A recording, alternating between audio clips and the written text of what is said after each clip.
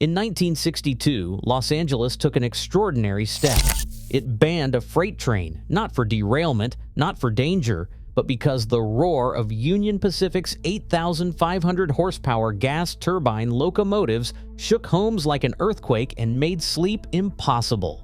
No city had ever outlawed trains for noise before. Why was this feat of engineering, built to solve America's freight crisis, driven out by its own power? Subscribe for more stories where ambition and reality collide, and discover what really happens when technology overwhelms a city's daily life. Before sunrise, a low vibration crept through the walls and floors of Los Angeles homes. At first, it was a distant hum, barely noticeable over the ticking of a kitchen clock or the gentle clatter of breakfast plates. But within moments, the sound grew, rising from a shudder in the floorboards to a pressure that rattled window panes and made picture frames tremble on their hooks. Coffee rippled in cups left on kitchen counters. Children pressed their palms to their ears, eyes wide as the roar swelled, louder and sharper than any passing truck or city bus. The noise arrived before the train itself, a relentless jet-like howl that seemed to fill every room, pushing through closed windows and thick plaster walls. Conversation stopped mid-sentence. Dogs barked and scrambled beneath tables. Even the most patient residents found sleep impossible as the turbine's scream rolled through the neighborhood, sometimes several times each night. In bedrooms and living rooms, exhausted families lay awake, counting the seconds until the noise faded, dreading the next approach. The daily rituals of home, reading the morning paper, sharing a meal, coaxing a child back to bed became exercises in endurance. Some tried sealing windows with towels or stuffing cotton in their ears, but nothing dulled the sound. Each pass left a residue of tension, a sense that the city itself was under siege from a force just beyond the backyard fence. By the time the last echoes died away, frustration simmered. Quiet conversations began in grocery store aisles and on front steps, neighbors comparing sleepless nights and shaking heads. The urge to act grew stronger with every restless dawn. Stacks of letters began to pile up on the desks of city clerks. Each envelope carried the same message, residents pleading for relief from the relentless turbine roar.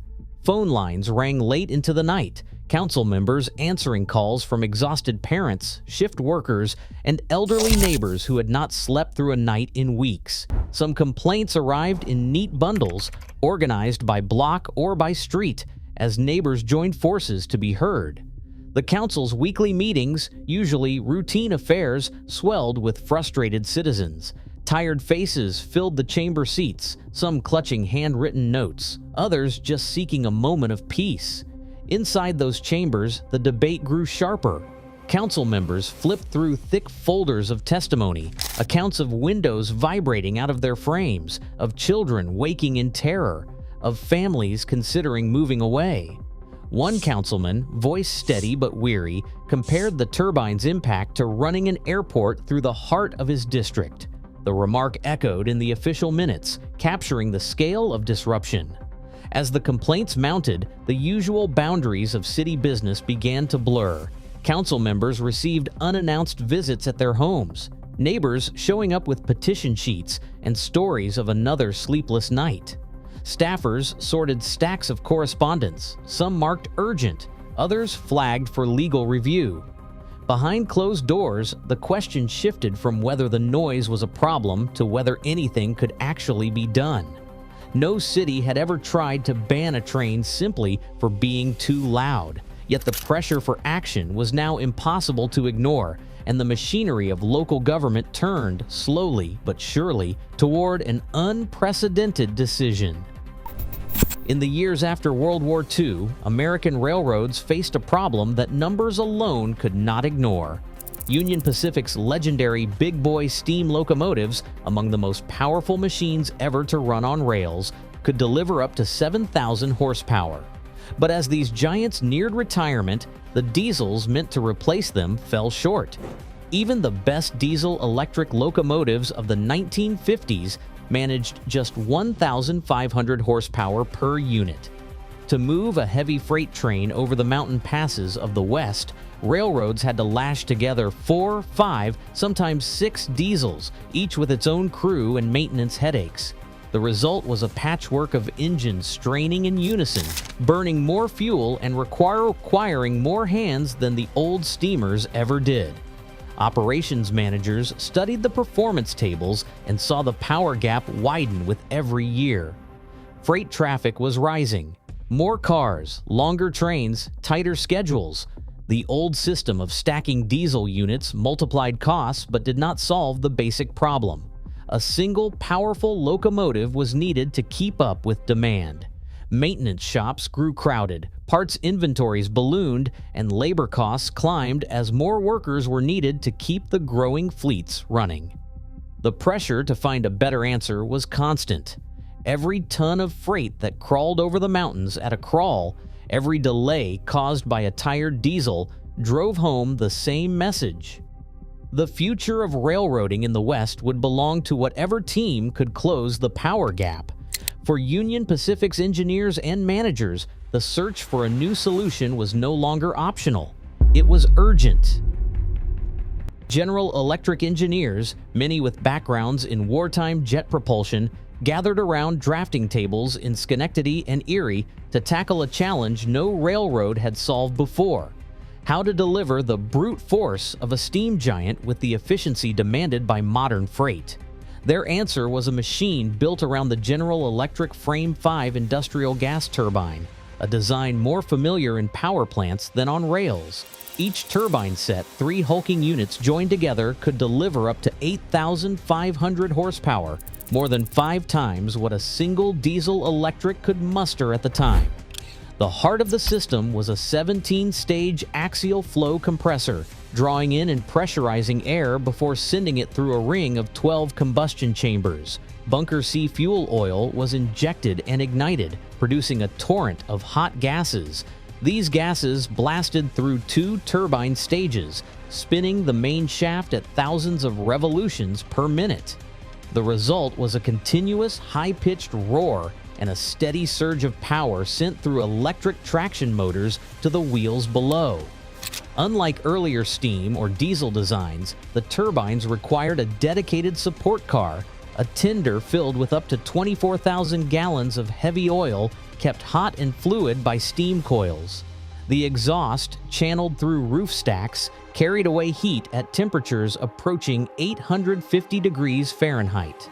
The entire assembly stretched nearly 180 feet from nose to tail, dwarfing the diesels it was meant to replace. For the engineers, this was a mechanical answer to the railroad's growing needs, a leap in power and scale that promised to change how freight moved across the continent. Inside the cab, the turbine's power came with a price. Crew members wore heavy gloves and shouted over the roar. Even then, words vanished into the noise. Hand signals became the only way to communicate. The heat was relentless. Combustion chambers reached as high as 1,400 degrees Fahrenheit, and the exhaust blasted out at nearly 850 degrees Fahrenheit, flaring behind the train.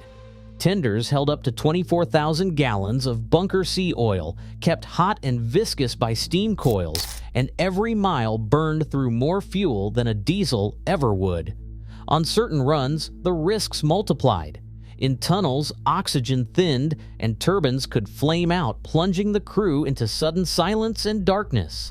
Along the line near Ogden, Utah, a 1961 incident forced the railroad to pay for repairs after the exhaust softened the asphalt beneath a road bridge, leaving city officials with a bill and a warning about the limits of brute force.